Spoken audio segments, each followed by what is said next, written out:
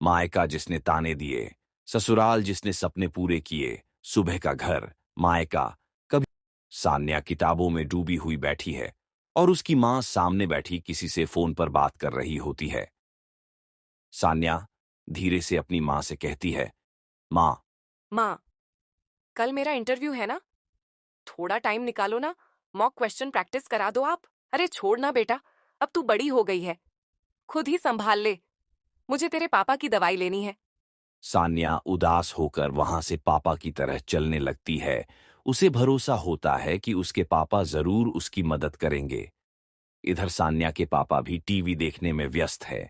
जैसे ही सान्या प्रैक्टिस कराने के लिए कहती है, तब उसके पापा कहते हैं, बेटा बस 2 मिनट का इंटरव्यू है, तुम उसमें क्या कर लोगी? तुम उसे छोड़ो और मुझे बहुत जोर से भूख लगी है, जाओ कुछ बनाकर ले आओ जल्दी से। इतना सुनकर सान्या पूरी टूट जाती है। यह सब सुनकर सान्या अंदर से टूट जाती है और किचन में जाकर खाना बनाने लगती है। सान्या को पढ़ाई से ज्यादा घर के कामों की चिंता दी गई थी। वो लड़की जो अपने सपनों में आसमान छूना चाहती थी, उसे बस रसोई की दीवारों में बंद कर दिया गया। ऐसे ही कुछ दिन बीतता है और एक शाम सान्या का भाई घर आता है और कहता है, माँ, मेरे लिए नया मोबाइल दिलवाओ ना। पुराना वाला स्लो हो गया है और मैं इससे गेम भी नहीं खेल पा रहा। सान्या की माँ मुस्कुराते हुए कहती है, हाँ हाँ, क्यों नहीं, कल ही ले लेंगे। आखिर हम किसके लिए इतनी मेहनत करते हैं। सान्या, तू खड़ी खड़ी क्या देख रही है? मेरा बेटा थक कर आया है, जा जरा चाय बना दे बेटा। माँ, मैं भी अपना फॉर्म भरने जा रही थी। लास्ट डेट है, आज मुझे सिर्फ 200 रुपए चाहिए। आप दे दीजिए ना, इस फॉर्म को भरने के बाद में अच्छा कॉलेज मिल जाएगा। इतना सुनते ही सान्या के पापा बिना उसकी तरफ देखे कहते हैं, तू छोड़ डाना ये सब सान्या। लड़कियां इतनी दूर नहीं पढ़ती। यहाँ पास के कॉलेज में बीए कर ले बस। और वैसे भी आज नहीं तो कल तुम्हें दूसरों के घर ही जाना है और वहां घर ही संभालना है। तुम्हारे पढ़ने का कोई फायदा नहीं है। उसके पापा को उसकी फीस नहीं, बल्कि उसकी आजादी भारी लगती थी। जाती और चाय बनाने लगती है और चाय देने के बाद वो सान्या रोते हुए अपने रूम में जाती है और किताबें समेटती है। उधर भाई बाइक पर हंसते हुए दोस्तों के संग घूमने लगता है। हर बार जब वो कुछ कहना चाहती तो उसे चुप रहो का जवाब मिलता और हर बार जब भाई कुछ मांगता उसे हाँ बेटा का आशीर्वाद मिलता। इसी तरह कुछ दिन बीत जाते हैं और एक दिन सान्या की मां कहती है, सान्या, शर्मा जी का रिश्ता आया है तुम्हारे लिए। लड़का बिजनेस करता है, घर बहुत बड़ा है। इतना सुनते ही सान्या रोते हुए कहती है, माँ, मैं अभी पढ़ाई करना चाहती हूँ, प्लीज शादी की बात मत करो। सान्या मां और पापा दोनों के पैर पकड़ती है और सिर्फ यही कहती रहती है। तभी सान्या के पापा कहते हैं, अरे बेटा लड़कियों को इतना नहीं पढ़ाते। शादी ही असली घर होता है उनका।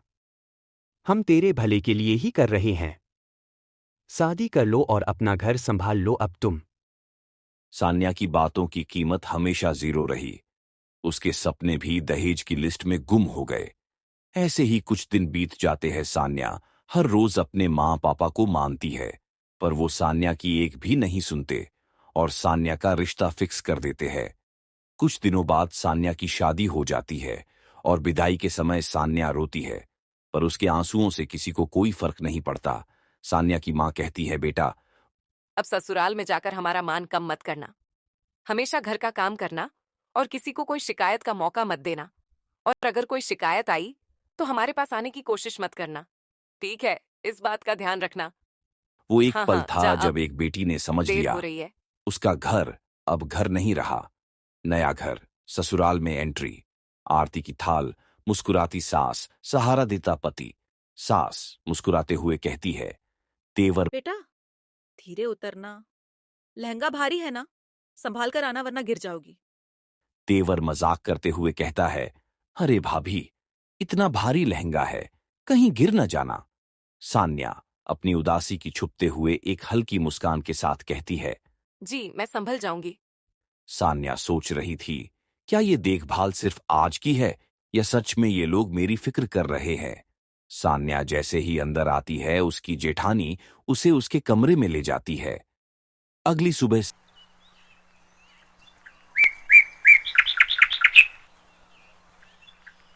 सान्या कल की थकान की वजह से उठने में लेट हो जाती है और वो जल्दी जल्दी तैयार होकर किचन की तरफ जाती है।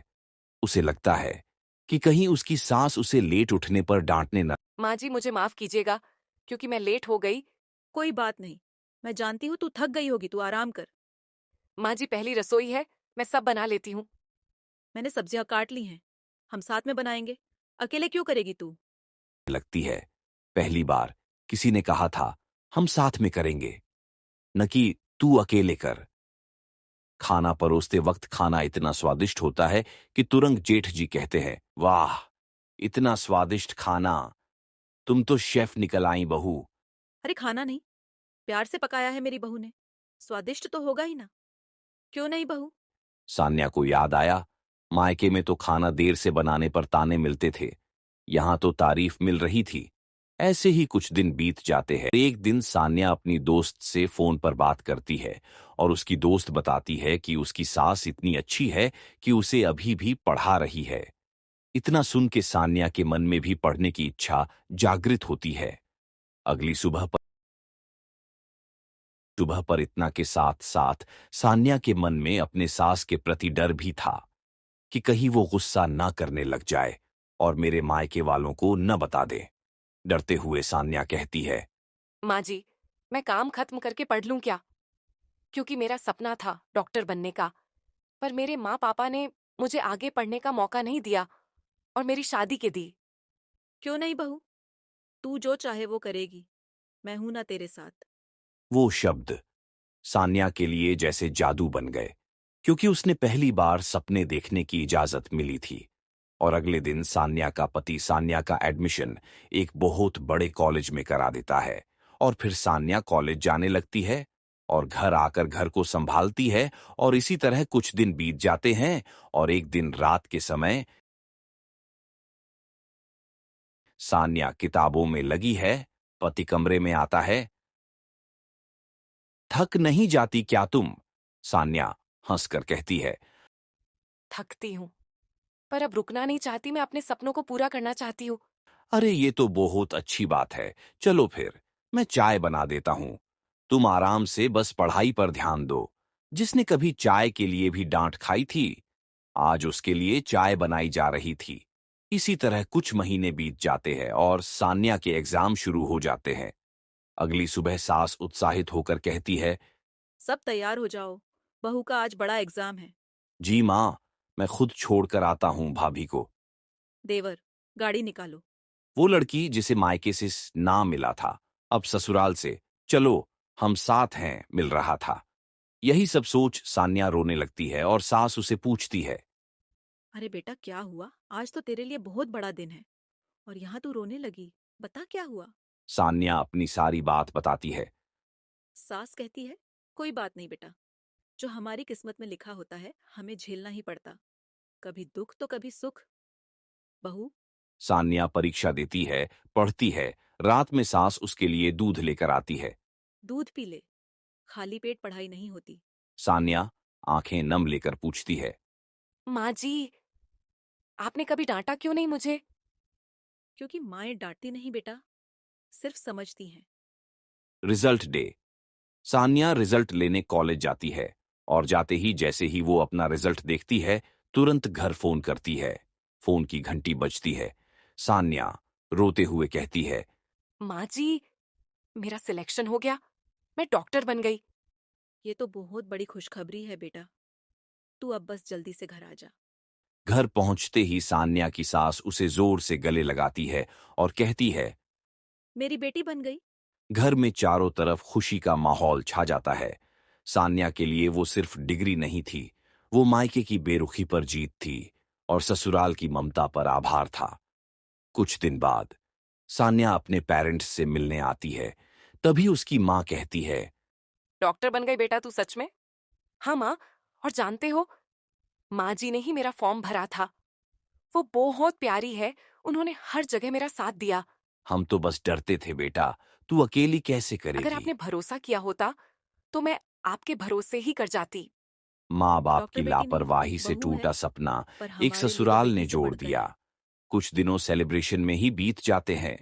सानिया अब डॉक्टर है, सफेद कोट में मुस्कुरा रही है। उसकी सास ससुर पीछे खड़े हैं। तभी सान्या की सास से का मरीज कहता है, बहुत समझदार बेटी पाली है आपने। कभी कभी भगवान हमें वो रिश्ते देता है जिनसे खून का नाता नहीं, लेकिन प्यार का रिश्ता बहुत गहरा होता है। मायका जिसने परवाह नहीं की और ससुराल जिसने बेटी बनाकर रखा। ये कहानी है हर उस लड़की की जो बस थोड़ी सी फिक्र की हकदार है। ऐसी ही और कहानियां सुनने के लिए हमारे चैनल एनिमेटेड वर्ल्ड को लाइक शेयर और सब्सक्राइब करें और बेल आइकन को दबाना ना भूले। धन्यवाद।